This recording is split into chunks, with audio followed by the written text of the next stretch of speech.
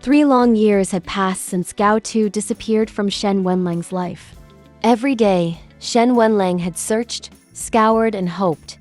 Though as the years went by, hope began to feel like a fragile whisper, easily drowned by the reality of his emptiness. But fate, as always, has its own timing.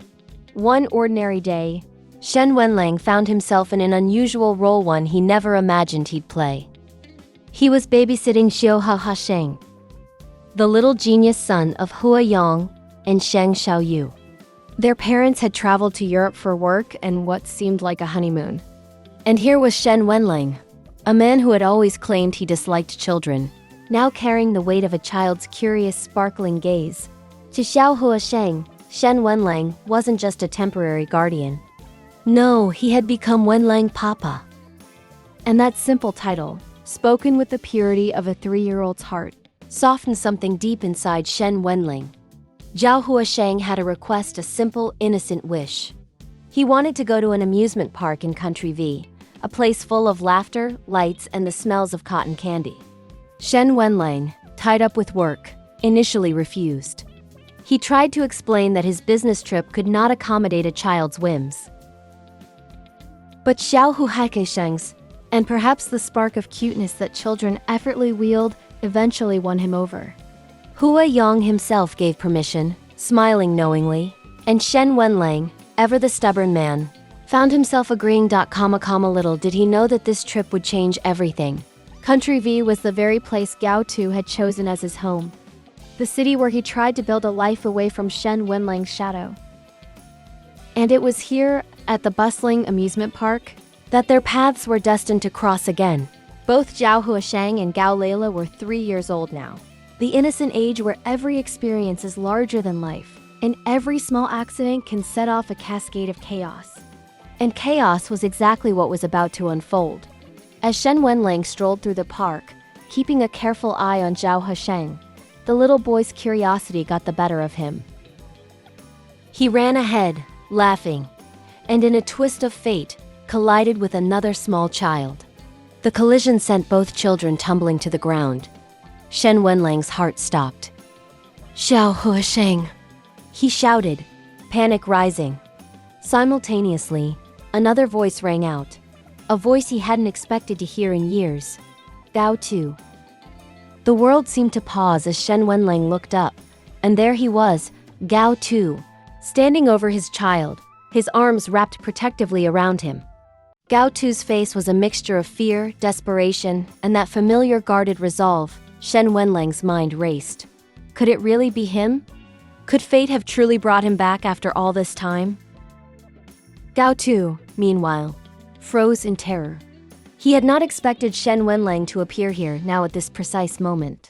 The thought of Shen WenLang seeing Gao LeLe, his son, terrified him. So he clutched Gao LeLe tightly, trembling, as if holding onto the child could somehow shield him from the inevitable confrontation. "Is that my child?" Shen WenLang asked cautiously, his eyes never leaving Gao Tu's. "No!" Gao Tu's reply was immediate, sharp, almost desperate. Gao Tu took a step back, trying to create distance. I aborted the baby. I never wanted your money. I lied about my identity, and I'm sorry. If you want to punish anyone, punish me. Just me, not my son." His voice trembled, and the raw honesty in his words struck Shen WenLang like a lightning bolt. Just then, a new figure entered the scene. Maheng, the alpha who had stood by Gao Tu during his pregnancy, arrived, furious. He called Gao Tu by an intimate nickname, Xiao Tuziai. Little Rabbit, and the air around them shifted.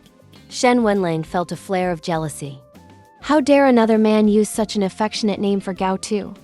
Yet he restrained himself, reminding himself that losing his temper now might drive Gao Tu away again, the one thing he could not bear. With careful deliberation, Shen WenLang suggested they move the conversation somewhere private. He led Gao Tu and Gao LeLe to his car, a temporary sanctuary amidst the bustling chaos of the amusement park. Gao Tu, still trembling, misread the situation. He assumed Xiao HuaSheng was Shen WenLang's son with HuaSheng.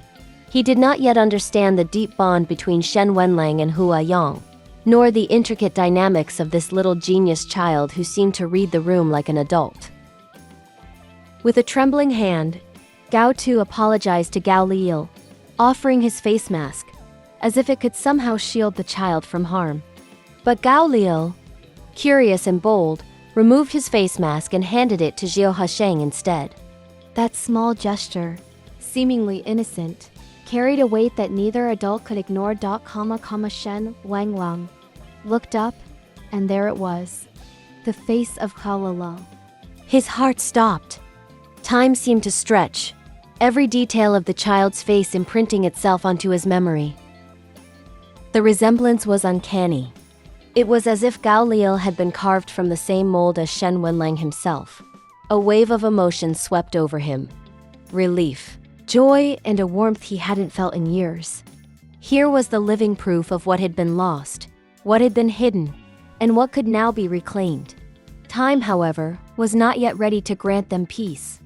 3 months later, Shen WenLang made a bold move. He relocated next door to Gao Tu's home, becoming their new neighbor. Every day, without fail, he would appear at their doorstep, a persistent shadow, pestering and prodding in that way only Shen WenLang could. Gao Tu, ever wary, tried to avoid him. Yet Shen WenLang's presence was relentless. He observed, waited, and slowly, carefully, began to rebuild the connection that had been severed years ago.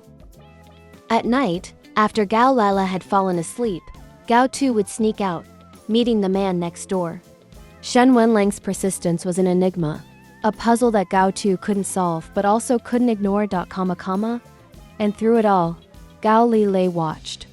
The little boy, bright and perceptive, noticed the patterns, the comings and goings of his father. He even began to joke in his childlike innocence that one day he might have to change his name to Shen LeLe. A name that symbolized the intertwining of these two lives, of a past that refused to remain buried. Shen WenLang, for his part, was patient.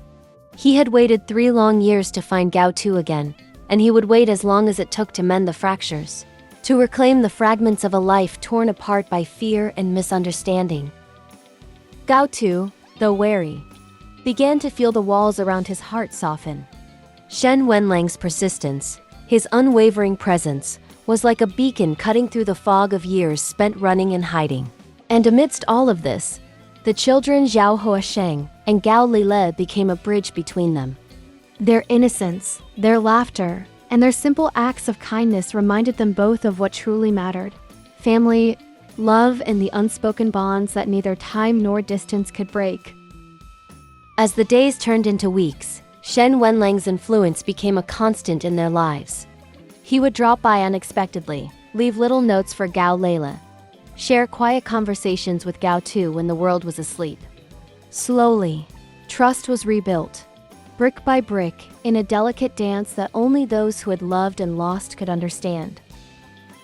And Gao LeLe, ever observant, continued to watch the two men who shaped his world.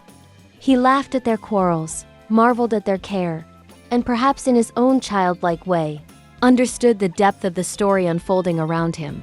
What began as a chance encounter in an amusement park had grown into a living, breathing story of reconciliation. Shen WenLang, who had refused to give up for 3 years, finally found the chance to reconnect not just with Gao Tu, but with the life they had both lost. And Gao Tu, who had feared confrontation, began to understand that some things, love, persistence, and the bonds of family, could not be outrun. In this little corner of Country V, amidst laughter, fear, and quiet revelations, a new chapter was being written. A chapter where past mistakes were acknowledged, where fears were faced, and where love, patient and enduring, slowly but surely began to bloom once more. For Shen WenLang and Gao Tu, the journey was far from over. But the first step had been taken.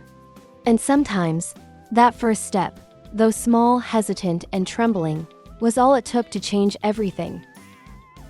If this story touched your heart, make sure to hit that like button and subscribe to our channel for more emotional and dramatic BL stories. Don't forget to turn on the notification bell so you're the first to watch our latest episodes. And we want to hear from you. Comment below and tell us, If you were in Shen WenLang or Gao Tu's shoes, what would you do? Your thoughts might even be featured in our next video.